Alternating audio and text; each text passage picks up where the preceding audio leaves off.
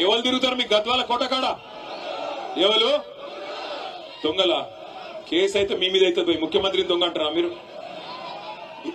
లంకె బిందెల కోసం ఎవడన్నా తిరుగుతాడా? నాకు అర్థం కాదు. అవి ఉంటాయనుకుని సెక్రటేరియట్కి వచ్చినాడంటే ఈ మనిషి.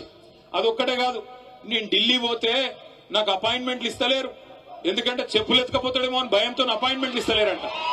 ఇక గిసంటోడు మన కర్మ, మన ముఖ్యమంత్రి అయ్యిండు. అందుకే నేను చెప్తా ఉన్నా, కాంగ్రెస్ వాళ్ళు నోటికొచ్చిన మాటలు చెప్పి అరిచేతిలో స్వర్గం చూపెట్టి మీకు ఇష్టం వచ్చిన వేలం పాటలాగా ఆయన రెండిస్తే నేను నాలుగిస్తా అని చెప్పి డైలాగులు కొట్టి ఓట్లు దండుకున్నారు. ఇవాళ అవతల పడ్డారు. మరి మీ ఎమ్మెల్యేకి ఏం నచ్చిందో పోయి వాళ్ళతో పాటు దొంగల ముఠాలో చేరిపోయినాడు. నేను మీ అందరికీ మాటిస్తా ఉన్నా, ఖచ్చితంగా ఉప ఎన్నికలు వస్తాయి. ఉప ఎన్నికల్లో ఈ ఎమ్మెల్యే గారిని చిత్తుగా ఓడించే బాధ్యత మీరు తీసుకోవాలని చెప్పి నేను విజ్ఞప్తి చేస్తా ఉన్నా. ఇక్కడ ఉన్న ఒక గద్వాల బిడ్డనే రేపు గులాబీ అభ్యర్థిగా మీ దగ్గరకు వస్తాడు. కేసీఆర్ పంపిన సోదరుడుగా సైనికుడిగా వస్తాడు. గెలిపించాలని చెప్పి నేను కోరుతా ఉన్నా. గెలిపిస్తారా లేదా? పక్కా గెలిపిస్తారా? అప్పటిదాకా పోరాటం ఆగొద్దు. ఇవాళ మీరు దయచేసి గుర్తుపెట్టుకోండి, ఒక వర్గాన్ని కాదు అన్ని వర్గాలను ఈ ముఖ్యమంత్రి కాంగ్రెస్ పార్టీ మోసం చేసింది. దళితులకు చెప్పినారు, కేసీఆర్ గారు దళిత బంధు అనే పథకం తెస్తే ఆయన ఇచ్చేది 10 లక్షలు, మమ్మల్ని గెలిపించండి 12 లక్షలు ఇస్తామన్నారు. ఒక్కల కన్నా వచ్చిందా 12 లక్షలు? అంబేద్కర్ అభయహస్తం అన్నారు, వచ్చిందా? అభయహస్తం శూన్యహస్తమైంది. ఆడపిల్లలు చదువుకుంటే స్కూటీలు ఇస్తామన్నారు, వచ్చినాయా స్కూటీలు? స్కూటీలు లేవు గాని లూటీ మాత్రం బ్రహ్మాండంగా చేస్తున్నాడు ముఖ్యమంత్రి. అట్లాగే 2 లక్షల ఉద్యోగాలు ఇస్తామన్నారు మా తమ్ముళ్ళకి. 2 లక్షల ఉద్యోగాలు ఏం చెప్పినారు ఆ రోజు? 2 ఉద్యోగాలు ఊడగొట్టండి, 2 ఉద్యోగాలు ఊడగొట్టండి, కేసీఆర్ది కేటీఆర్ది, మేము మీకు 2 లక్షల ఉద్యోగాలు మొదటి సంవత్సరంలోనే ఇస్తామన్నారు. ఎన్ని ఉద్యోగాలు ఇచ్చినారు? ఇప్పటికీ 10,000 కంటే తక్కువ ఉద్యోగాలు ఇచ్చి కేసీఆర్ ప్రభుత్వంలో ఇచ్చిన నోటిఫికేషన్లకు మేమిచ్చినామని చెప్పుకోనికే సిగ్గు కూడా లేదు ముఖ్యమంత్రి గారికి. ఎవడన్నా మందికి పుట్టిన బిడ్డలు మా బిడ్డలు అని చెప్పుకుంటాడా? అట్లున్నది కాంగ్రెస్ ప్రభుత్వం.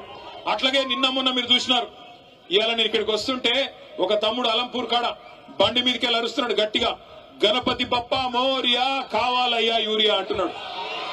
గణపతి బప్ప మోరియా కావాలయ్యా యూరియా.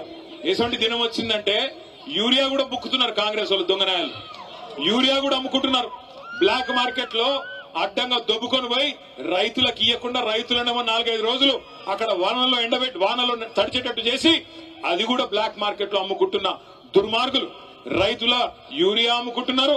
పిల్లల గ్రూప్ 1 ఉద్యోగాలు కూడా అమ్ముకున్నారు. గ్రూప్ 1 లో కుంభకోణం జరిగిందని గ్రూప్ 1 పరీక్షల్లో 563 ఉద్యోగాలుంటే వాటిని కూడా అమ్ముకున్నారని చెప్పి మన ఆర్ఎస్ ప్రవీణ్ కుమార్ గారు పోతే పిల్లల దగ్గరికి వాళ్ళు చెప్తా ఉన్నారు. ఒక్కొక్క ఉద్యోగం, డిప్యూటీ కలెక్టర్ ఉద్యోగం 3 కోట్ల రూపాయలకు అమ్ముకొని మొత్తం 563 ఉద్యోగాలంటే దగ్గర 1700 కోట్ల రూపాయలు ఇలా దండుకున్నారు కాంగ్రెస్ నాయకులు. పిల్లల ఉద్యోగాలు అమ్ముకుంటారు, రైతుల యూరియా అమ్ముకుంటారు. నమ్ముకున్న ప్రజల్ని ఇవాళ నట్టేట ముంచి ఆఖరికి మా బీసీ సోదరులు 42% రిజర్వేషన్ ఇస్తామన్నారు. 42% రిజర్వేషన్ ఇస్తాం, అది కూడా చదువులో, ఉద్యోగాల్లో, గవర్నమెంట్ కాంట్రాక్టుల్లో, అదేవిధంగా రాజకీయ పదవుల్లో అన్నిట్లో ఇస్తామని చెప్పినారు. చెప్పి 2.5 ఏళ్ళు అయిపోయింది. కానీ ఇప్పటి వరకు ఒక్కటంటే ఒక్క హామీ, బీసీ డిక్లరేషన్లు ఇచ్చింది గాని, ఎస్సీ డిక్లరేషన్లు ఇచ్చింది గాని, ఎస్టీ డిక్లరేషన్లు ఇచ్చింది గాని ఒక్కటంటే ఒక్కటి కూడా చేసింది లేదు. మీరు గట్టిగా అడిగినారనుకో గద్వాలోళ్ళు గాని ఎక్కడోళ్ళు గాని ముఖ్యమంత్రి ఒకటే చెప్తాడు, ఏం మంచిగా లేదా నీకు, గుడ్లు వీకి గోటీలాడతా, పేగులు తీసి మెడలేసుకుంటా, ఈ డైలాగులు తప్ప ఇప్పటిదాకా 2 ఏళ్లలో పీకిందైతే ఏమీ లేదు. ఒక్కటంటే ఒక్క పని జరిగిందా? ముసలోళ్ళకి 4,000 పెన్షన్ అన్నావు ఇచ్చినావా? రైతులకు 15,000 రైతు బంధు అన్నావు ఇచ్చినావా? ఆడబిడ్డలకు 2,500 అన్నావు ఇచ్చినావా? 2 లక్షల ఉద్యోగాలు అన్నావు ఇచ్చినావా? 12 లక్షల అంబేద్కర్ అభయహస్తం అన్నావు ఇచ్చినావా? 42% రిజర్వేషన్ అన్నావు బీసీలకు ఇచ్చినావా?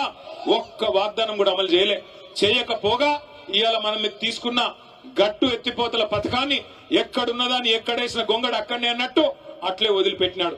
మొత్తం గట్టు ఎత్తిపోతల పథకం ద్వారా గట్టు మండలం గాని, కేటితోటి మండలం గాని బ్రహ్మాండంగా 35,000 ఎకరాలకు నీళ్లు ఇవ్వాలని కేసీఆర్ గారు 581 కోట్ల రూపాయలతో మంజూరు చేస్తే 2 ఏళ్లుగా ఆ పథకాన్ని ఎక్కడున్న గొంగలు అక్కడనే అన్నట్టు పండబెట్టింది కాంగ్రెస్ ప్రభుత్వం. అదే కేసీఆర్ గారి ప్రభుత్వంలో ఉమ్మడి పాలమూరు జిల్లాలో పెండింగ్ ప్రాజెక్టులన్నింటినీ రన్నింగ్ ప్రాజెక్టులుగా మార్చి కొత్తగా 10 లక్షల ఎకరాల కాయ కట్టించిన నాయకుడు ఎవరు దాని వల్లనే ఇవాళ రివర్స్ మైగ్రేషన్ పాలమూరుకు స్టార్ట్ అయింది. నేను ఇదే గట్టుకు ఆనాడు ఇదే మన గద్వాలకు దరూరు మండలానికి మంత్రిగా వస్తే నేను నిరంజన్ రెడ్డి గారు మేమందరం పోతా ఉన్నాం.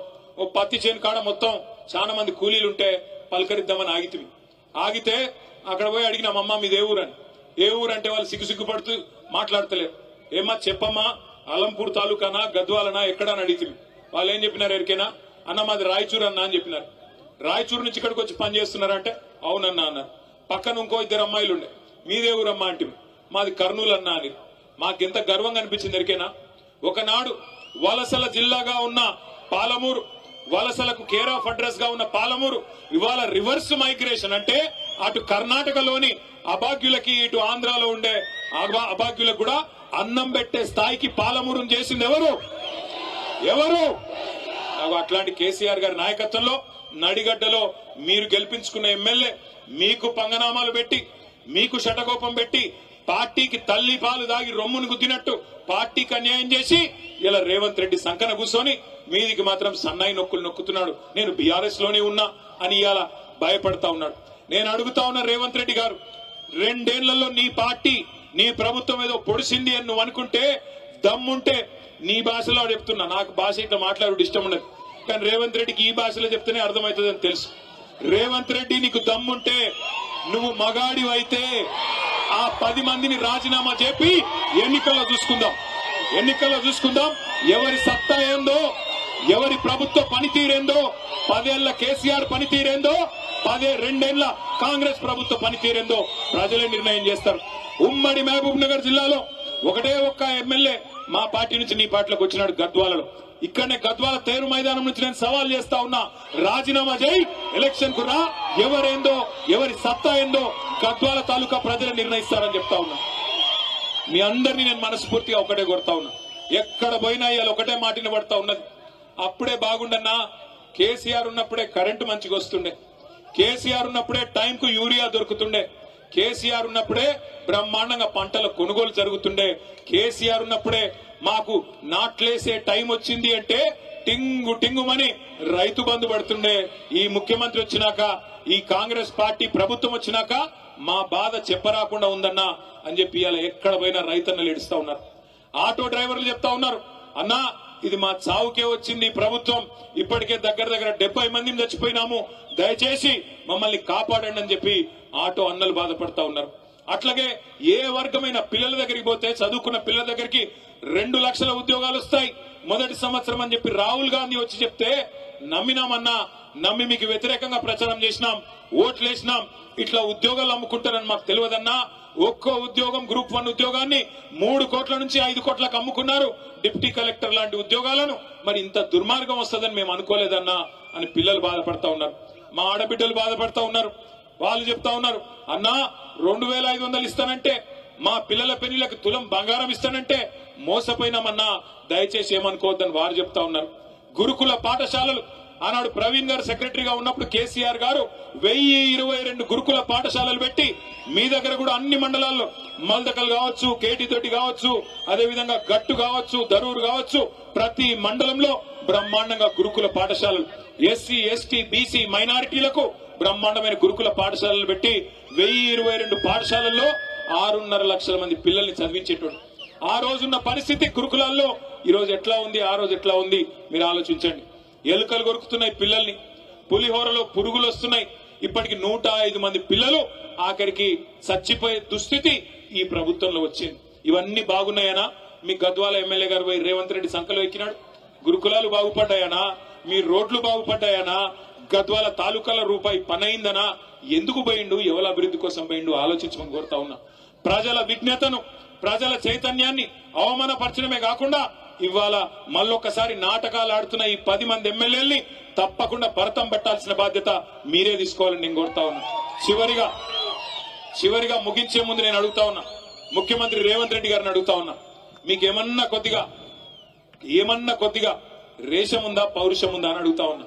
మీరే కదా నాడు ఎమ్మెల్యేలు పార్టీ మారినారు కాంగ్రెస్ వాళ్ళని చెప్పి మీరే కదా మాట్లాడింది. ఎమ్మెల్యేలు పార్టీ మారిన వాళ్ళని రాళ్లతోని కొట్టి చంపమని అన్నాడు. మరి ఎవరు చంపాలి రాళ్ళని?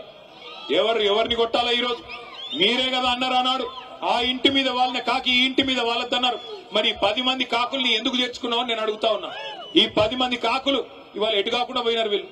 ఇలా గట్టిగా పోయి అడిగినావు అనుకో నువ్వు ఏ పార్టీ అని. ఇప్పుడు 2 లింగాలు ఉంటాయి నాకు తెలిసి అయితే, ఒకటి భూలింగం, రెండోది స్త్రీలింగం, అంతేనా? ఇప్పుడు మరి ఏ లింగాలు వీళ్ళు, ఎవరు వీళ్ళు? ఎటుగాని పరిస్థితిలో ఇరుక్కొని పోయినారు. ఏ పార్టీ చెప్పలేరు, ఎమ్మెల్యేలో కాదో చెప్పలేరు. స్పీకర్ కాడ ఒక మాట, ప్రజల కాడ ఒక మాట, బయటికి వస్తే ఒక మాట, ముఖ్యమంత్రి కాడికి వస్తే కాళ్ళు మొక్కేది.